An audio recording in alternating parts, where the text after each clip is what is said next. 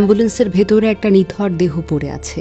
চারপাশে সাইরেনের শব্দ, কিন্তু ভেতরে শুধু বুক ফাটা কান্না। স্বামী নিথর দেহের পাশে বসে অঝরে কাঁদছিলেন তার স্ত্রী। যেন প্রতিটি কান্নার শব্দ ছিঁড়ে ফেলছিল আকাশ বাতাস। চারপাশের মানুষের বুকটা কাঁপছিল, চোখ ভিজছিল অশ্রু জলে।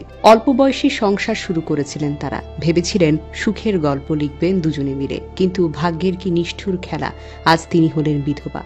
মাত্র কয়েকদিনের সংসার, আর ফরিদপুরের ব্যস্ত রাস্তায় ভয়াবহ এক সড়ক দুর্ঘটনা কেড়ে নিল শোভন শুভর প্রাণ। সংসারের হাসি, নতুন জীবনের স্বপ্ন সবকিছুতেই মুহূর্তেই ছাই হয়ে গেল।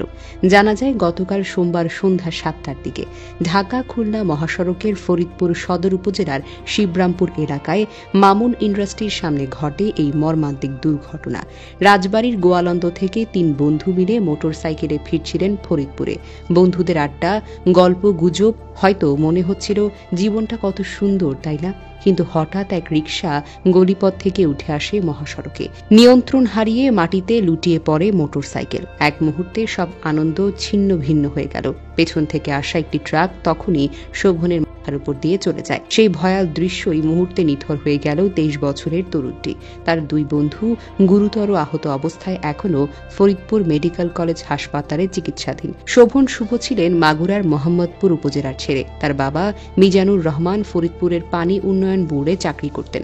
চাকরির সুবাদে পরিবার নিয়ে তারা থাকেন ফরিদপুর শহরের গোয়ালচামট মহল্লায়। পড়াশোনা শেষ করে জীবনের নতুন স্বপ্ন দেখছিলেন শোভন, কিন্তু সেই স্বপ্নের মাঝপথেই থেমে গেল সবকিছু। করিমপুর হাইওয়ে পুলিশের এসআই শফিকুল ইসলাম জানিয়েছেন, দুর্ঘটনায় এক তরুণ নিহত হয়েছেন, আহত হয়েছেন 2 জন।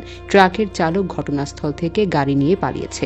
আইনি ব্যবস্থা গ্রহণের প্রক্রিয়া চলছে। কিন্তু আইনের কথা, মামলা বা প্রক্রিয়ার মধ্যেই কি কোনো স্বজন ফিরে পাওয়া যায়? অ্যাম্বুলেন্সের ভেতরে বসে থাকা স্ত্রীর বুকফাটা কান্না সব প্রশ্নের উত্তর দিয়ে দেয়।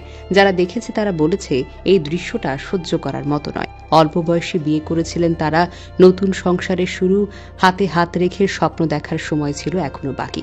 কিন্তু সেই মেয়ে আজ হঠাৎ হারিয়ে ফেলল তার প্রিয় মানুষটিকে, যার হাত ধরে জীবনের নতুন পথে হাঁটার কথা ছিল, যার কাঁধে মাথা রেখে ভবিষ্যৎ সাজানোর কথা ছিল।